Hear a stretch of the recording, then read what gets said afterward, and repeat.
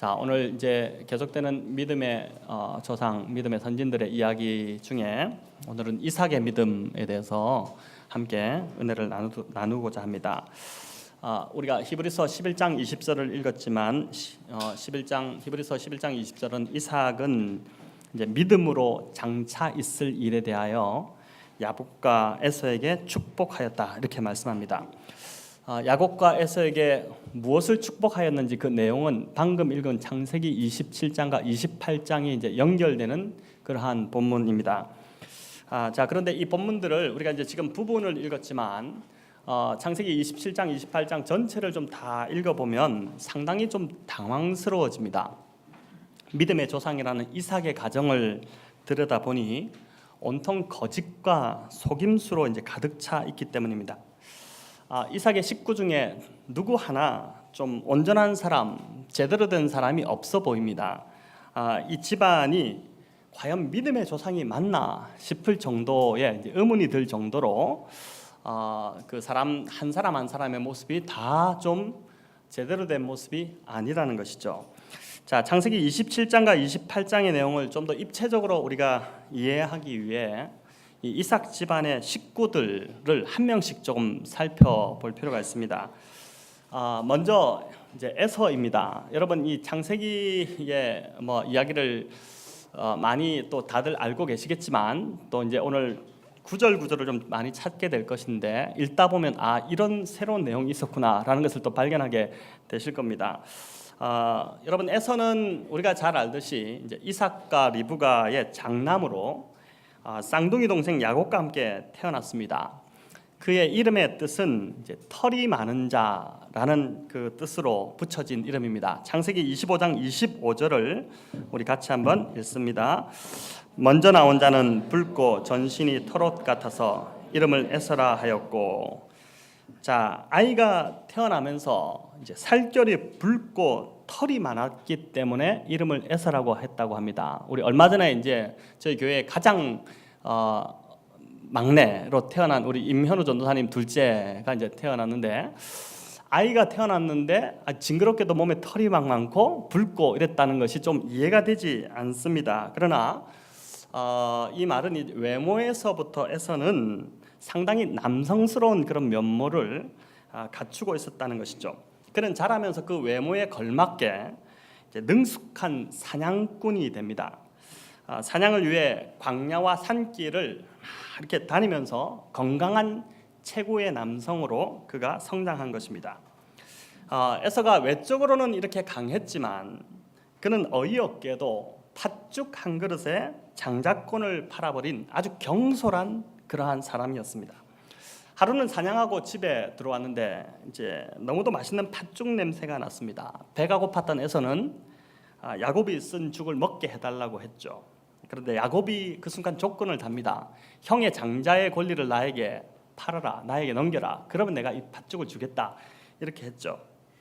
이 상황에서 에서가 대답하는 그 내용이 창세기 25장 32절부터 34절에 나오는데 우리 같이 한번 읽어보도록 하겠습니다. 에서가 이르되 내가 죽게 되었으니 이 장자의 명분이 내게 무엇이 유익하리요? 야곱이 이르되 오늘 내게 맹세하라. 에서가 맹세하고 장자의 명분을 야곱에게 판지라. 야곱이 떡과 팥죽을 에서에게 주매 에서가 먹으며 마시고 일어나 갔으니 에서가 장자의 명분을 가볍게 여김이었더라. 자, 에서의 가장 큰 실수는 순간의 허기짐을 해결하기 위해 장자의 명분을 가볍게 여긴 것이었습니다. 이 행위 때문에 히브리서 12장 16절은 에서를 뭐라고 하냐면은 망령된 자다라고 이렇게 기록하고 있습니다. 현대인의 성경을 보니까 이 망령되었다는 단어를 다른 말로 표현했는데 불신앙자다 이렇게 표현했습니다. 영적인 것, 신앙적인 것보다는 물질적이고 현실적인 것만 추구하는 사람이 바로 에서였다라는 것이죠. 전지하신 하나님께서 에서의 이런 면을 미리 아셨기 때문에 태중에서부터 큰 자가 어린 자를 섬길 것이다. 둘째에게 하나님의 장자의 축복이 내려갈 것을 미리 말씀하셨죠. 창세기 25장 21절 뒷부분부터 우리 같이 한번 읽겠습니다. 그의 아내 리브가가 임신하였더니 그 아들들이 그의 태 속에서 서로 싸우는지라 그가 이르되 이럴 경우에는 내가 어찌할꼬 하고 가서 여호와께 묻자온대 여호와께서 그에게 이르시되 두 국민이 네 태중에 있구나 두 민족이 네 복중에서 나누이리라 이 족속이 저 족속보다 강하겠고 큰 자가 어린 자를 섬기리라 하셨더라. 하나님 분명히 말씀하셨죠. 하나님은 결코 하나님에 대한 불신앙을 가진 자를 통해 아브라함의 언약을 이어가시는 분이 아니시라는 것입니다. 오늘도 하나님이 쓰시는 사람은 그 사람의 자격이나 조건이나 신분이나 뭘 많이 가졌거나 이런 것을 보시지 아니하시고 오로지 하나님을 온전히 신뢰하고 그분을 믿는 믿음을 가지고 있느냐 없느냐 그것을 보고 사람을 들어 쓰신다는 것이죠. 역대하 16장 9절도 이렇게 말씀합니다. 제가 읽어보겠습니다. 여호와의 눈은 온 땅을 두루 감찰하사 전심으로 자기에게 향하는 자들을 위하여 능력을 베푸시나니. 하나님의 눈이 온 땅을 두루 감찰하고 있다는 것이죠. 두루두루 돌아다니 보시면서 전심으로 하나님을 향하는 자를 그를 위하여 하나님께서 능력을 베푸신다라고 말씀합니다. 안타깝게도 에서는 전심으로 하나님을 향하기보다는 현실을 더 사랑하고 세상으로 눈을 더 향했던 자, 그가 바로 에서였습니다. 자, 에서의 또 다른 하나의 실수가 있는데 그것은 바로 이방 여인을 아내로 삼은 것이었습니다. 창세기 26장 34, 35절인데 우리 같이 한번 읽습니다. 에서가 40세에 헷 족속 부에리의 딸 유딕과 헷 족속 엘론의 딸 바스밧을 아내로 맞이하였더니 그들이 이삭과 리브가의 마음에 근심이 되었더라. 자, 여기서 헷 족속 딸을 이제 그가 아내로 맞이하였다 이렇게 됩니다. 이 문제는 이제 이방 여인을 취했다는 것이 문제가 아니라 여호와 하나님 신앙이 전혀 없는 이방 여인을 취한 것이 문제였습니다. 룻도 우리가 알듯이 이방 여인, 모압 여인이었지만은 어떻습니까? 그가 어머니의 하나님이 나의 하나님이 되실 것입니다. 어머니의 백성이 나의 백성이 되실 것입니다. 이 고백을 하며 끝까지 그 시어머니 나오미를 붙쫓았던 신앙을 가진 여인이었지 않습니까? 그러나 여기 지금 오늘 에서를 보니까 에서는 아내를 얻는 이 일생의 아주 중요한 일이죠. 아내를 너무 이렇게 쉽게 얻으면 안 되지 않습니까? 근데 이 중요한 일에도 신앙적 선택이 아니라 오로지 자신이 보기에 좋은 대로 또 육체가 원하는 대로 그 욕구를 따라서 그가 선택을 했고 그 결과는 오늘 이 말씀에 나오는 대로 그 부모의 마음에 근심을 끼치는 상황이 되었다는 것이죠. 자, 물론 창세기 28장에 가보면 그가 동생 야곱이 아내를 믿는 여인들 하나님 백성 중에서 얻는 것을 보고 그도 또 한 여인을 아내로 맞이하기도 합니다마는 평생 그의 삶을 살펴볼 때 그는 하나님 중심 신앙이 아니라 신앙적 선택을 한 것이 아니라 현실적이고 물질적인 것이 우선적으로 그에게 중요했던 그러한 사람이었다는 것입니다. 자, 이제 두 번째로 살펴볼 인물은 야곱과 그의 어머니 리브가입니다. 자, 야곱은 우리가 다음 주에 이제 이삭 다음에 이 야곱의 믿음에 대해서 좀 더 구체적으로 우리가 살펴보기로 하고 리브가 연결해서 간단히 좀 살펴보겠습니다. 자식들을 우리가 이제 키우다 보면 편애하면 안 되겠지만 이제 아이를 키우다 보면 편애할 때가 있습니다. 그렇지 않습니까? 다 똑같은 사랑스러운 자식이라도 어떤 아이가 더 좀 이렇게 예뻐 보이고 좀 어떤 아이는 좀 미워 보이고 이럴 때도 있죠. 그런데 이제 이 이삭 집안도 편애가 심했습니다. 이삭은 유독 에서를 좋아했고 반면 리브가는 야곱을 편애했다라고 나옵니다. 창세기 25장 27절 28절입니다. 한번 읽어보겠습니다. 그 아이들이 장성함에 에서는 익숙한 사냥꾼이므로 들 사람이 되고 야곱은 조용한 사람이었으므로 장막에 거주하니 이삭은 에서가 사냥한 고기를 좋아하므로 그를 사랑하고 리브가는 야곱을 사랑하였더라. 자, 여기 보면 이삭이 에서를 사랑하고 리브가는 야곱을 사랑했다 이렇게 나오죠. 이 엄마 리브가가 둘째 아들 이 야곱을 유독 이렇게 사랑했던 이유는 그녀가 두 아이를 이렇게 임신했을 때, 태중에 있을 때 아이들이 막 태중에서부터 치고받고 싸우는 일이 벌어지니까 이 엄마가 이제 걱정이 돼서 하나님께 기도할 때 하나님께서 들려주셨던 그 말씀이 있었기 때문이었을 것입니다. 큰 자가 어린 자를 섬길 것이라는 그 말씀이었죠. 또 두 아이들이 크면서 보니까 에서가 남자답기는 한데 장자권도 가볍게 여기고 결혼도 신앙적 선택으로 한 것이 아니라 자꾸 세상적 모습을 이제 보다 보니 더 야곱에게 집착이 가기 시작했을 것입니다. 이런 야곱에 대한 편에는 결국 이삭의 축복을 에서가 아닌 야곱이 받도록 거짓을 꾸미는 데까지 이르게 됩니다. 이삭이 나이가 들어서 이제 언제 죽을지 모르자 아들을 불러 이 축복을 이제 하나님이 아브라함을 통해서 주셨던 언약의 주체가 이제 계속해서 이어져 갈 수 있도록 언약의 상속자가 될 수 있도록 그 아들에게 축복을 하게 되는데 평소 이제 에서가 잡은 고기 요리 이게 참 너무 즐기다 보니까 별미다 보니까 이것이 먹고 싶어서 이번에도 사냥을 해서 잡은 그 고기로 요리를 해서 나에게 만들어 오면 내가 맛있게 먹고 기분이 좋아서 마음껏 축복하겠다 이렇게 이제 한 것이죠. 근데 이 말을 옆에 있던 리브가가 듣고 이를 꾸며버린 것입니다. 에서가 사냥하러 간 사이에 남편이 뭘 좋아하는지 어떤 것을 이제 입맛을 아니까 그 요리를 이렇게 염소 새끼를 가지고 요리를 만들었고 그걸 들고 형 대신 들어가서 축복을 받도록 한 것입니다. 형 에서는 털이 많고 야곱은 매끈매끈하니까 염소 새끼 가죽으로 손과 목에 이렇게 막 감아서 애굽 에서처럼 꾸몄습니다. 이 일에 이 엄마 리브가가 얼마나 적극적이었는지가 27장 12, 13절에 나와 있는데 우리 한번 같이 읽어볼까요? 아버지께서 나를 만지실진데 내가 아버지의 눈에 속이는 자로 보일지라 복은 고사하고 저주를 받을까 하나이다. 어머니가 그에게 이르되 내 아들아 너의 저주는 내게로 돌리리니 내 말만 따르고 가서 가져오라. 네, 염소 새끼를 가져오라는 거죠. 대단하지 않습니까? 저주를 아들 대신 내가 받겠다 할 정도로 지금 야곱을 아끼고 있습니다. 이제 야곱이 장자의 축복을 받아내도록 하기 위해서 무슨 짓이든 다 할 기세를 지금 그 엄마 리브가가 보이고 있습니다. 이후에 이제 에서가 막 굉장히 분노해서 죽여버리겠다 이렇게 되자 야곱을 피신시키게 되는데 그 피신시키는 과정도 리브가가 뒤에서 다 조정을 하게 되는 모습을 보게 됩니다. 창세기 27장 43절부터 제가 한번 읽어보겠습니다. 내 아들아 내 말을 따라 일어나 하란으로 가서 내 오라버니 라반에게로 피신하여 이제 외삼촌이죠. 내 형의 노가 풀리기까지 몇 날 동안 그와 함께 거주하라.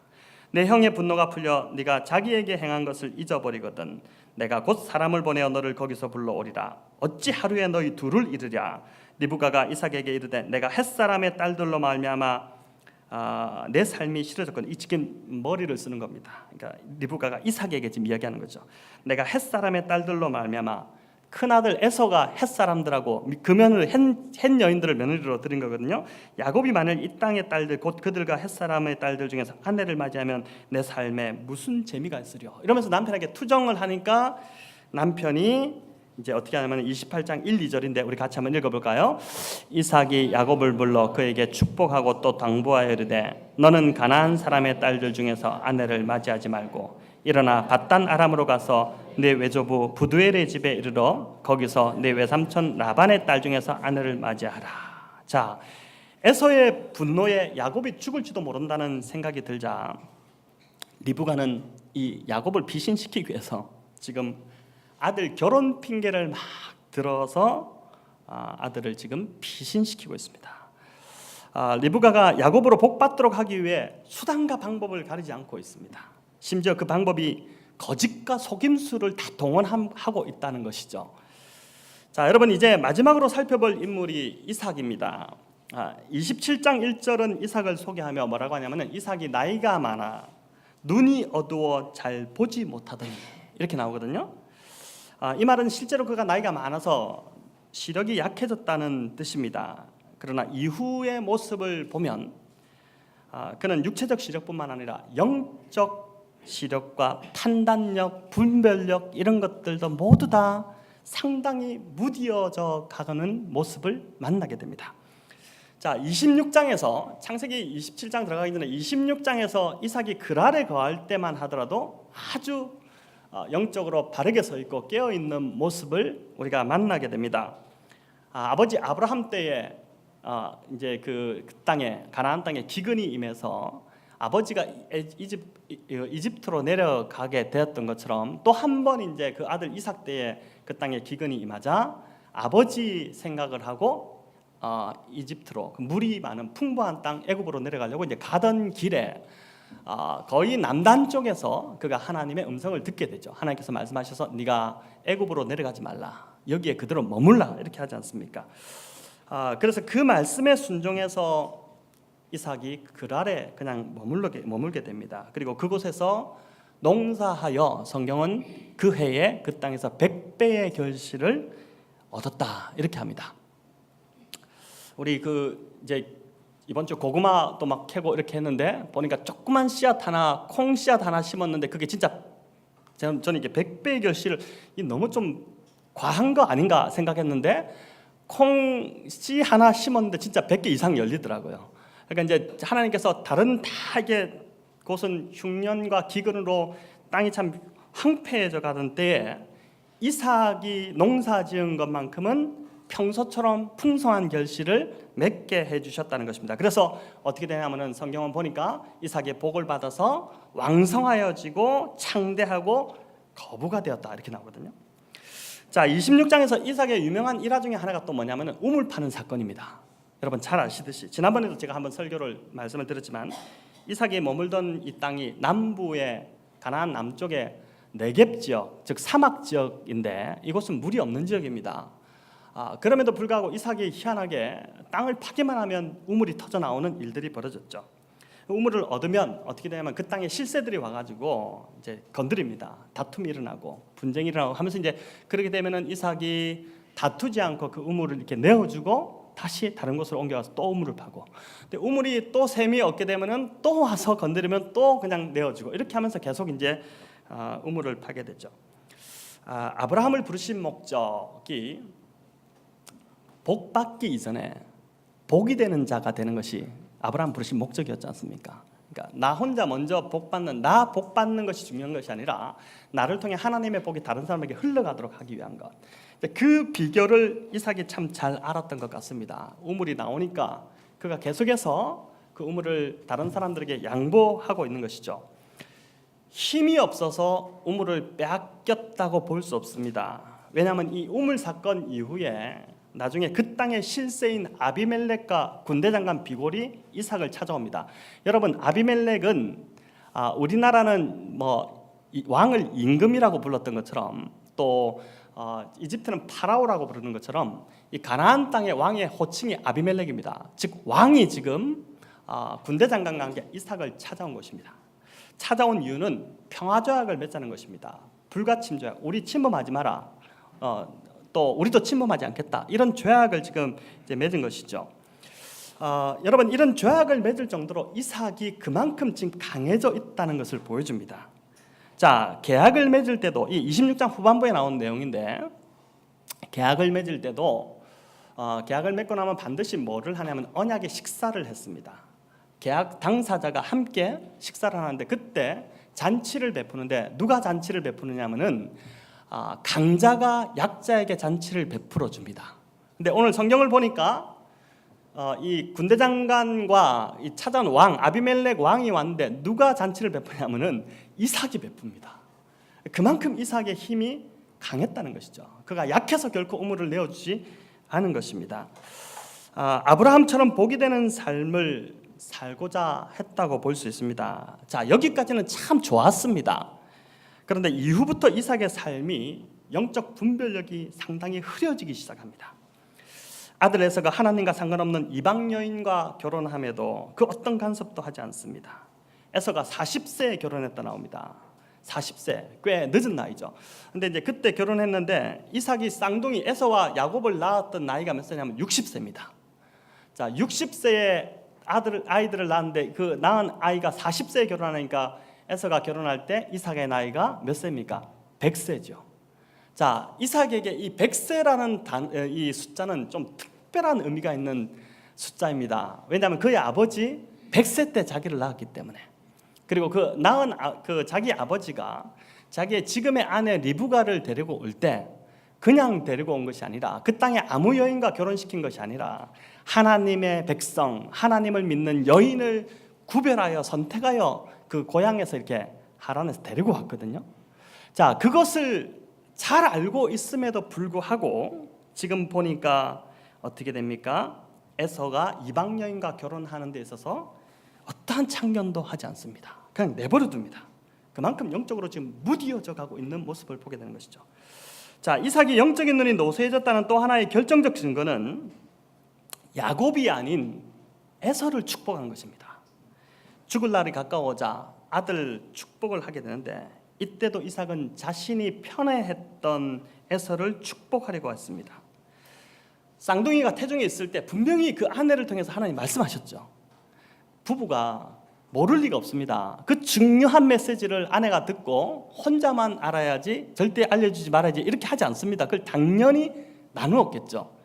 그리고 굉장히 중요하다는 것을 들었음에도 불구하고 어떻게 됩니까? 그가 하나님 말씀보다는 당시 장자를 축복하는 시대 관습을 따라서 에서를 축복하려고 했고, 또 자신의 기호를 따라서 또 감정에 치우쳐서 그냥 에서를 축복하려고 한 것입니다.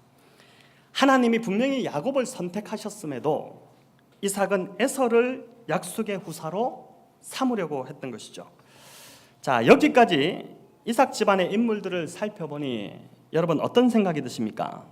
집안에 정말 제대로 된 인간이 한 명도 없다는 생각이 들지 않습니까? 에서는 믿음에서 완전히 떠나 있고, 신앙을 떠난 아들이 하나 있고, 또 야곱과 리브가는 모자 사기단, 축복을 얻어내기 위해서 거짓말과 속임수로 다 동원해서 지금 이 짓을 하고 있고, 아버지 이삭은 영적으로 완전히 무뎌져 가지고 어두워져 있는 모습입니다. 자, 그런데 여러분, 이삭 집안을 보면서 우리 집안과 너무 비슷하다는 생각이 들지 않습니까? 남편을 봐도 그렇고 자식을 봐도 소망이 없고, 무엇보다 나 자신을 들여다보아도 선한 것이 하나도 보이지 않습니다. 자식은 자식대로 속썩이고, 남편은 좀 남편 역할을 해주면 좋겠는데 남편은 남편대로 역할도 제대로 못하는 것 같고, 나 자신도 뭐 하나 제대로 하는 것도 없어 답답하기만 한 것이 우리의 모습이지 않습니까? 여러분 안 그렇습니까? 흥미로운 것은 여러분, 하나님이 이 상황에, 이 급박한 상황에 전혀 개입하지 않으신다는 것입니다. 그 아버지 아브라함이나 아들 야곱을 보면 위로도 그렇고 아래도 그렇고 위기 상황이 닥쳤을 때 하나님이 직접 나타나셔서 개입하셨습니다. 말씀도 하시고 가야 할 길을 제시도 하시고 이렇게 이끌어 주시게 하시고, 잘못된 길로 가면은 바르게 돌아오도록 하시기도 하고 했습니다. 물론 에서에게도 이전에 몇 번의 이삭에게도 몇 번의 그런 상황이 있기는 했습니다만은 지금 이 상황에서 하나님이 침묵하십니다. 하나님이 나타나셔서 야, 정신 차려라, 에서가 아니라 야곱이야. 야곱, 내가 말했잖아. 야곱이 언약의 계승자가 될 거야. 그렇게 한마디만 하셨다면 간단하게 해결된 문제입니다. 여러분, 리브가가 그렇게 속임수를 쓰고 억지를 부리고 안 해도 됩니다. 야곱이 무슨 이거 완전히 웃기지 않습니까? 둘둘 감고 막 이렇게 해가지고 털 막 해가지고 들어가서 이렇게 안 해도 됩니다. 또 아들이 20년간 사랑하는 아들과 생이별 해야 되는 리브가는 그런 일들을 버리지 않고 그냥 하나님 나타나셔서 한마디만 해주셨으면 되는데 그렇게 하지 않았습니다. 자, 믿음의 집안에서 벌어지고 있는 상황이 여러분 완전 코미디입니다. 이삭이 아들 팔을 만져보니 털이 있는데 목소리는 야곱이야. 그래서 묻죠. 최종적으로 축복하냐? 너 진짜 에서냐? 너 진짜 에서 맞냐? 이렇게 물으니까 야곱이 능청맞게도 네, 제가 에서입니다. 목소리 변조하지 않았겠어요? 그런 거짓말을 지금 하고 있는 것이죠. 하나님께서 이 상황에서 나타나지 않으셨던 이유, 그 이유가 이 상황이 별로 중요하지 않아서였을까요?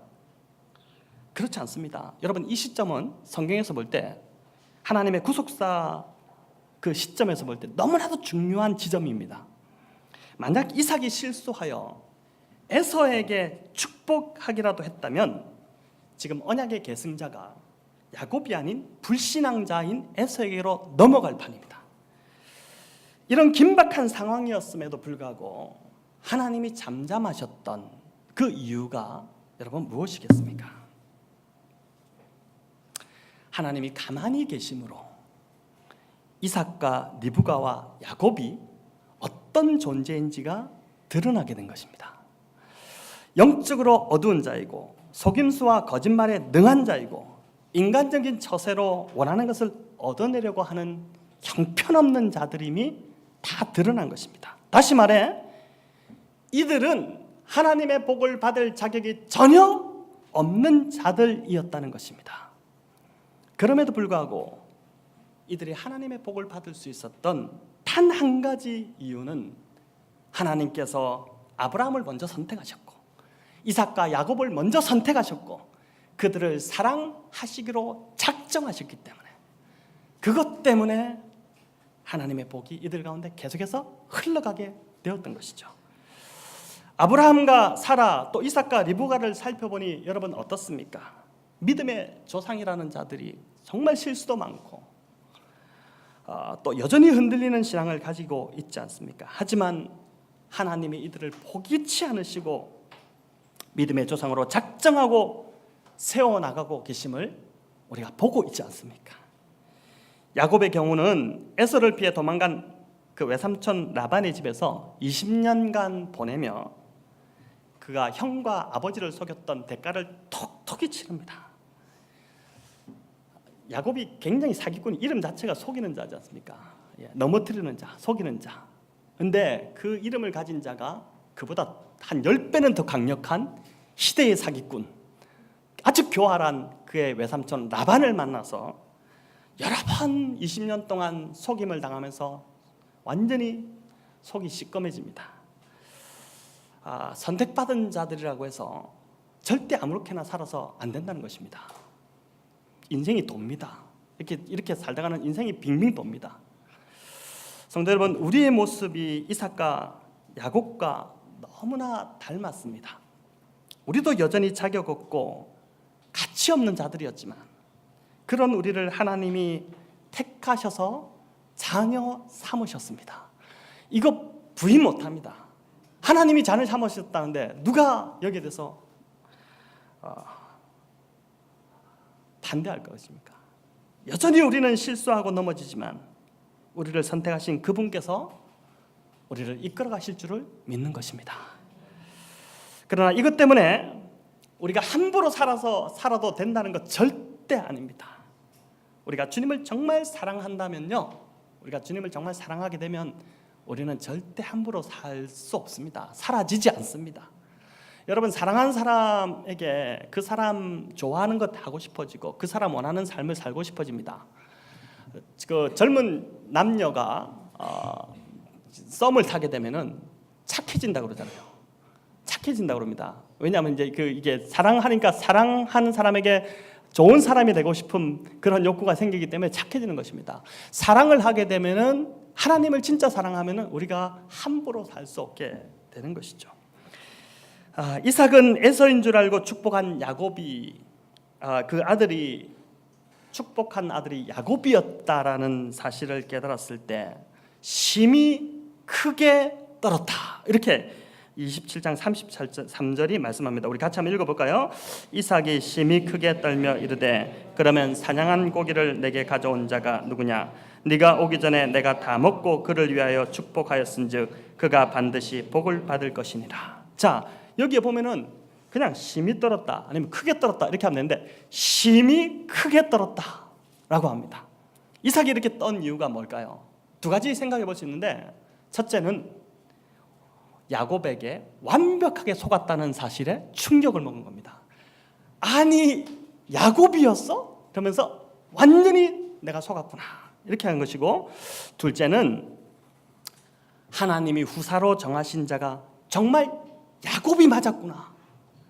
그것을 보면서 하나님 말씀을 가볍게 여겼던 것에 대해서 두려워 떨었던 것입니다.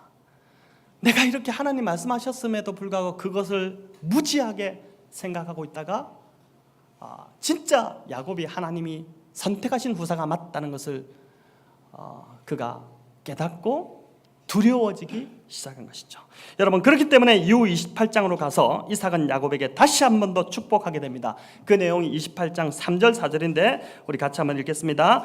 전능하신 하나님이 내게 복을 주시어 내가 생육하고 번성하게 하여 내가 여러 족속을 이루게 하시고 아브라함에게 허락하신 복을 내게 주시되 너와 함께 내 자손에게도 주사 하나님이 아브라함에게 주신 땅 곧 네가 거류하는 땅을 네가 차지하게 하시기를 원하노라. 아멘. 자, 아브라함에게 하신 언약이 이제야 비로소 이삭에서 야곱으로 바르게 전수가 되고 있는 것입니다. 이삭이 육적으로 눈이 어두워지면서 영적인 눈까지 어두워졌지만 이런 사건을 통과하며 하나님께서 그를 다시 그나마 조금이라도 정상적으로 회복시키셨고, 그리고 믿음으로 다시 야곱을 축복하도록 그렇게 했던 것이죠. 그래서 히브리서 11장 20절은 그렇기 때문에 믿음으로 이삭은 장차 있을 일에 대하여 야곱과 에서에게 축복하였다라고 말씀하고 있는 것입니다. 자, 성도 여러분, 아브라함과 이삭과 야곱에게 주셨던 이 약속이 궁극적으로 예수 그리스도를 가리키고 있는 것 아시죠? 창세기 12장에서 아브라함을 통해 주시고자 했던 자손은 육적인 자손도 있지만 영적인 하나님의 자녀들입니다. 요한복음 1장 12절에 뭐라고 합니까? 영접하는 자, 누구를요? 예수 그리스도를 영접하는 자, 곧 그 이름을 믿는 자들에게는 하나님의 자녀가 되는 권세를 주신다. 그 약속을 하고 있죠. 또 아브라함에게 복을 주시겠다고 했고 모든 족속이 너로 말미암아 복을 받을 것이다. 이렇게 했는데 예수 그리스도를 가리키는 것입니다. 예수 그리스도를 믿으면 복을 받지만 당연히 복을 받죠. 그러나 그 이전에 예수 그리스도 그분 자체가 우리에게 복이 되셨지 않습니까? 그래서 그분을 통해 어떻게 돼요? 천하 만민이 복을 받게 될 것을, 지금도 복을 받는 일들이 일어나고 있고 앞으로도 예수 그리스도를 통해서 복 받게 되는 일들이 일어나게 될 것이라는 것입니다. 여러분, 그 구속사의 축복의 흐름 속에 저와 여러분이 있음을 믿으시기 바랍니다. 저와 여러분 연약합니다. 우리는 모두 실수하고 넘어지죠. 그러나 오늘 본문이 우리에게 보여주시는 것, 이런 연약한 이삭과 야곱과 리브가와 이런 집안의 모습 속에도 불구하고 하나님은 한 번 선택하신 자를 포기치 아니하시고 끝까지 그를 이끌어 가신다. 그것이 오늘 우리에게 들려주시는 하나님의 메시지입니다. 여러분, 우리를 끝까지 포기하지 아니하시고 하나님이 우리를 이끌어 가실 것입니다. 그 어떤 것도 로마서 8장에서 말씀하듯이 하나님의 사랑에서 우리를 끊을 수 없기 때문인 것이죠. 그 끊을 수 없는 주님의 사랑이 저와 여러분을 빚어갈 줄을 믿습니다. 선진들이 걸어간 이 믿음의 경주, 저와 여러분 지금 그 믿음의 경주 하고 있지 않습니까? 얼마나 힘듭니까? 그 경주하다가 자주 넘어지죠. 많이 힘들지만 그러나 히브리서 12장의 말씀처럼 우리가 끝까지 인내하며 달려가면 좋겠습니다. 그렇게 하기 위해서 오직 믿음의 주여 온전케 하시는 이인 예수를 바라보라. 오직 믿음의 주여 온전케 하시는, 저와 여러분을 온전케 하면서 끝까지 이끌어 가시는 그 주님을 바라보며 이번 한 주도 믿음의 경주를 잘 달려가시기를 우리 주님의 이름으로 축원합니다.